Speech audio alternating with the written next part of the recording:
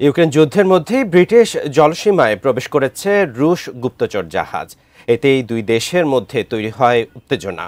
ক্রেমলিনের এমন পদক্ষেপকে মোটেও ভালোভাবে নেয়নি লন্ডন। এমনকি এই ঘটনার প্রতিক্রিয়ায় রাশিয়াকে কঠোর হুঁশিয়ারি দিয়েছে যুক্তরাজ্য। বিস্তারিত জানাচ্ছেন শেখ ফরিদ।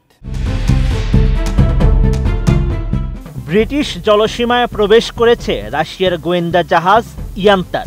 এই গোয়েন্দা জাহাজটি কয়েক সপ্তাহ ঘোরাঘুরি করার পর নজরদারিতে থাকা রয়্যাল এয়ার ফোর্সের পাইলটদের দিকে লেজার নিক্ষেপ করে। এতেই লন্ডন মস্কোর মধ্যে তৈরি হয়েছে উত্তেজনা। ক্রেমলিনের এমন পদক্ষেপে কঠোর হুঁশিয়ারি দিয়েছেন ব্রিটিশ প্রতিরক্ষা মন্ত্রী জন হিলি।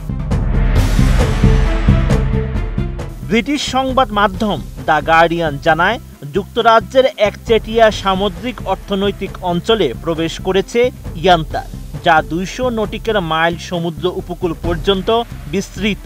কিন্তু জাহাজটি দেশের আঞ্চলিক জলসীমার ধারে অবস্থান করছে, যা উপকূল থেকে 12 নটিক্যাল মাইল পর্যন্ত বিস্তৃত। দ্য গার্ডিয়ান আরও জানায়, রুশ গুপ্তচর জাহাজ যুক্তরাজ্যের সমুদ্র সীমায় অনুপ্রবেশ করে ব্রিটিশ বিমান বাহিনীর পাইলটদের দিকে লেজার ছুড়েছে। এই ঘটনার প্রতিক্রিয়ায় ব্রিটিশ প্রতিরক্ষা মন্ত্রী জানান, এটি দেশের বিরুদ্ধে নতুন ধরনের হুমকি। RICL TMX, যুগের পর যুগ স্থাপনা থাকে মজবুত। হিলির ভাষ্যমতে, ইয়ান্তার গুপ্তচর জাহাজটি স্কটল্যান্ডের উত্তরের জলরাশিতে ব্রিটেনের জলসীমার কিনারায় অবস্থান করছে। জাহাজটি গোয়েন্দা তথ্য সংগ্রহ এবং ব্রিটেনের সমুদ্রতলের তারের মানচিত্র তৈরির জন্য তৈরি করা হয়েছে।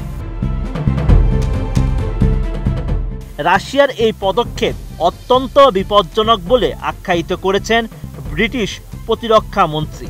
রুশ প্রেসিডেন্ট ভ্লাদিমির পুতিনকে হুঁশিয়ারি দিয়ে তিনি জানান, যুক্তরাজ্য জানে আপনি কি করছেন। যদি এই সপ্তাহে রুশ গুপ্তচর জাহাজটি দক্ষিণে ভ্রমণ করে, তাহলে সামরিক ব্যবস্থা নিতে বাধ্য হবে ব্রিটিশ বাহিনী।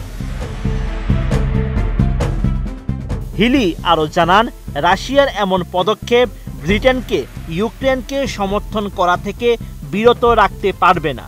সেই সঙ্গে ব্রিটিশ সরকার সতর্ক থাকবে নেটো আকাশসীমায় অনুপ্রবেশের বিষয়ে, ঠিক যেমন বিভিন্ন ইউরোপীয় দেশে নাশকতার হুমকির প্রতিক্রিয়ায় ছিলাম।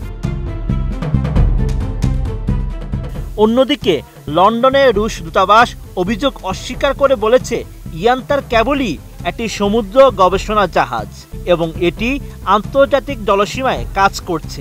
ব্রিটেন রুশ বিরোধী উত্তেজনা তৈরি করছে, যা ইউরোপের নিরাপত্তা আরও নষ্ট করছে। Sheikh Farid, ATN news.